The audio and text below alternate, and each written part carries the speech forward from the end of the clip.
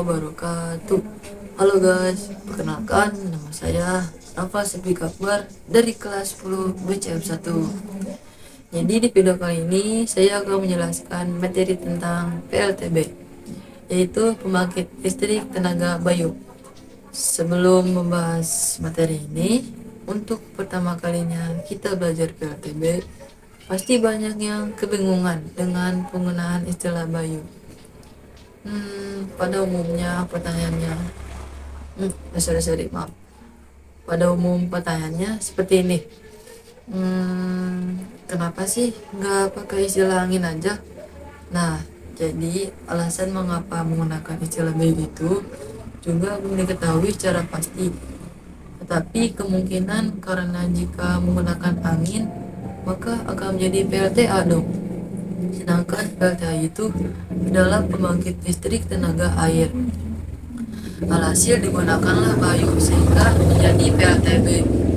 Mungkin sedikit itu saja yang aku tahu tentang istilah bayunya. Oke, sekarang kita lanjutkan ke materi berikutnya. Yang pertama ada pengertian PLTB. Seperti namanya, PLTB menggunakan angin sebagai sumber energi utama. Jadi secara sederhana PLTB itu mengkonversi energi angin menjadi energi listrik. PLTB juga termasuk ke dalam EBT. Apa itu EBT? Yaitu energi baru terbarukan, sehingga lebih ramah lingkungannya. Pengertian PLTB ialah sistem pembangkit listrik dengan memanfaatkan angin untuk memutar kincir yang berfungsi sebagai generator. Sumber energi angin sangat potensial dikembangkan di Indonesia karena murah, ramah lingkungan, dan ketersediaannya berkelanjutan. Yang kedua ada sejarah PLTB. Kincir angin atau turbin angin merupakan komponen utama dalam pembangkit listrik tenaga angin. Awalnya penggunaan turbin angin difungsikan untuk kegiatan penggilingan padi atau keperluan irigasi para petani.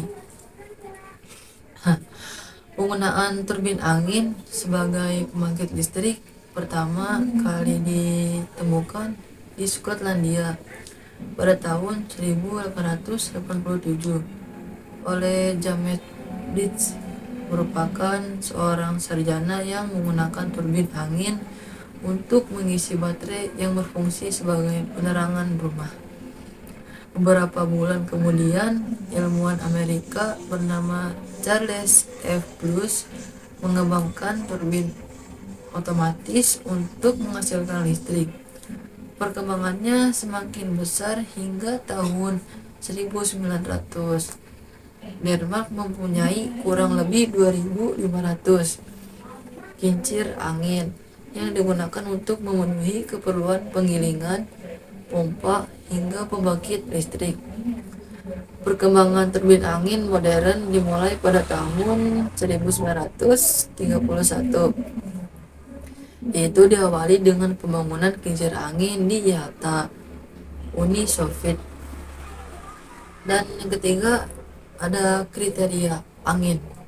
Apakah ada kriteria angin untuk pembangunan PLTB di Indonesia?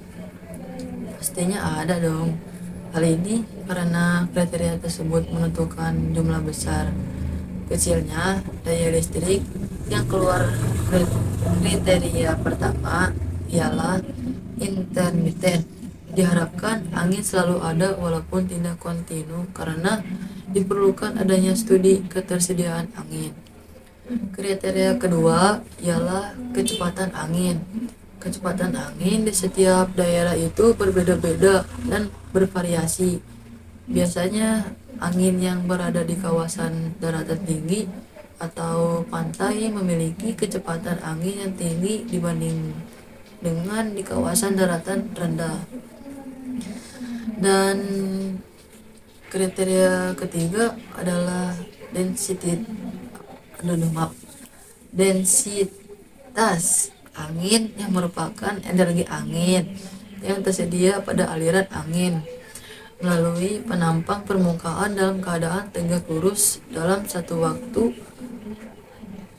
Tujuan Densitas ialah suatu indeks guna mengevaluasi kelayakan sumber tenaga angin. Pemanfaatan energi angin sudah dilakukan sejak ribuan tahun lalu yang dibuktikan dengan adanya teknologi kincir angin tradisional yang digunakan untuk penggilingan padi yang dijumpai di Belanda. Namun pemanfaatan energi angin untuk pembangkit listrik ini masih tergolong baru dan awal percobaan di tahun 1887 di Glasgow, Skotlandia. Dan pada 2018 Indonesia turut bangga karena didirikannya PLTB pertama di Kabupaten Sidrap, Sulawesi Tengah, maka dari itu dikenal sebagai PLTB Sidrap.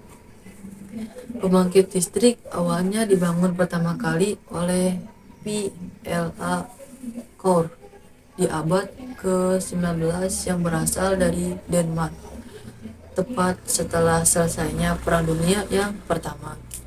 Desain awalnya berbentuk penampang melintang yang menyerupai sudut baling-baling yang ada pada pesawat.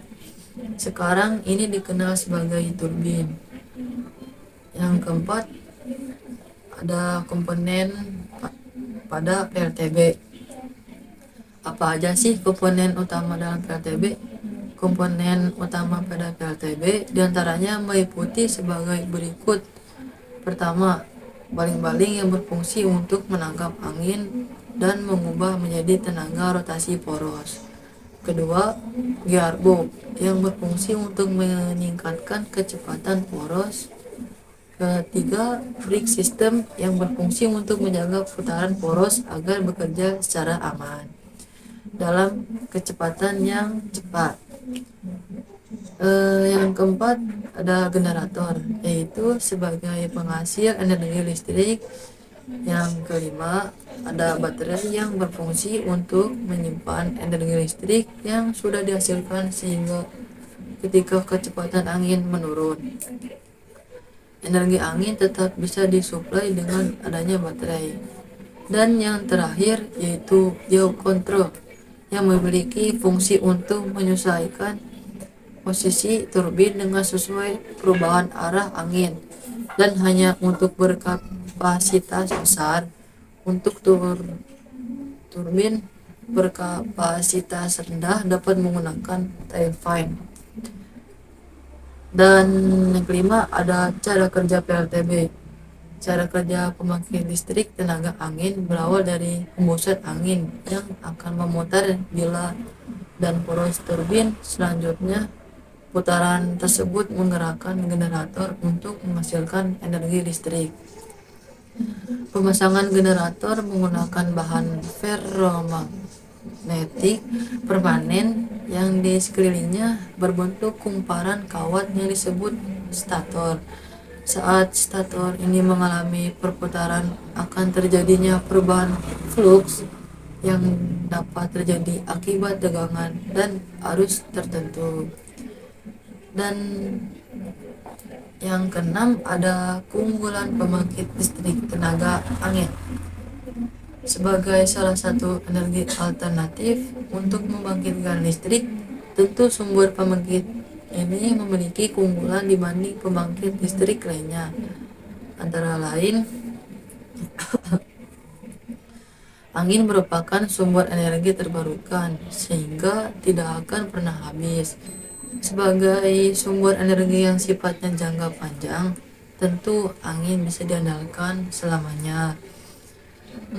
Tenaga angin tidak menghasilkan emisi sehingga minim menghasilkan hujan, asap maupun gas rumah kaca. Bahan bakar fosil merupakan penghasil emisi yang tinggi dan dalam jangka panjang dapat mempengaruhi iklim bumi. Angin lebih ramah lingkungan dan terbarukan. Space yang dibutuhkan relatif kecil jika dibandingkan dengan pembangkit listrik jenis lainnya. PLTB hanya memerlukan bangunan beberapa meter guna membentuk fondasi turbin angin. Tanah di sekitar turbin juga dapat digunakan untuk berbagai keperluan lain seperti pertanian dan perkebunan. Sebagai negara dengan garis pantai panjang, potensi energi angin di Indonesia sangat potensial untuk dimanfaatkan. Kementerian ISDM merilis pertanyaan bahwa sejumlah wilayah di Indonesia berpotensi menghasilkan energi listrik melalui angin dengan kapasitas lebih dari 100 MW.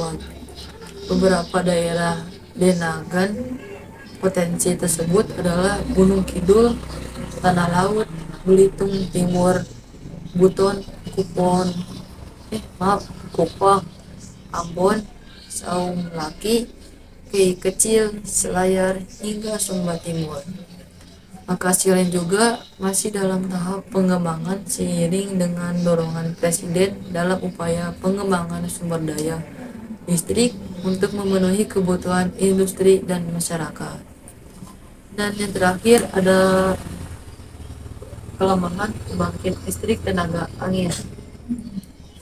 Meski memiliki keuntungan dibanding pembangkit listrik lain, namun faktanya PLTB juga memiliki kelemahan, yaitu meskipun merupakan sumber energi terbarukan, tetapi angin bersifat tidak mudah diprediksi. Hal ini sama seperti tenaga surya. Walaupun tak terbatas, namun kurang begitu bisa diandalkan pada saat-saat tertentu. Pembangunan pembangkit listrik ini memerlukan biaya pembangunan cukup besar. Selain itu, pembangunannya juga harus jauh dari sumber beban serta memerlukan transmisi berbiaya tinggi. Selain biaya pembangunan yang tinggi, perawatannya PLTB relatif lebih mahal. Selain cost maintenance turbin angin mahal, usia pakai turbin juga tergolong singkat. PLTB memberikan ancaman bagi kehidupan di alam liar. Misalnya, burung yang terbang bebas bisa saja terluka maupun terbunuh apabila terbang ke arah turbin angin tersebut. Pembangunan pembangkit listrik tenaga angin membutuhkan jumlah turbin cukup banyak. Kebutuhan tersebut harus sebanding dengan pembangkit bertenaga fosil. Turbin angin yang banyak inilah yang membuat area pembangunannya memerlukan lokasi luas. Oke, segitu saja materi hari ini. Semoga bermanfaat untuk semuanya. Jangan lupa like, comment, and subscribe. Sekian, terima kasih. Wassalamualaikum warahmatullahi wabarakatuh.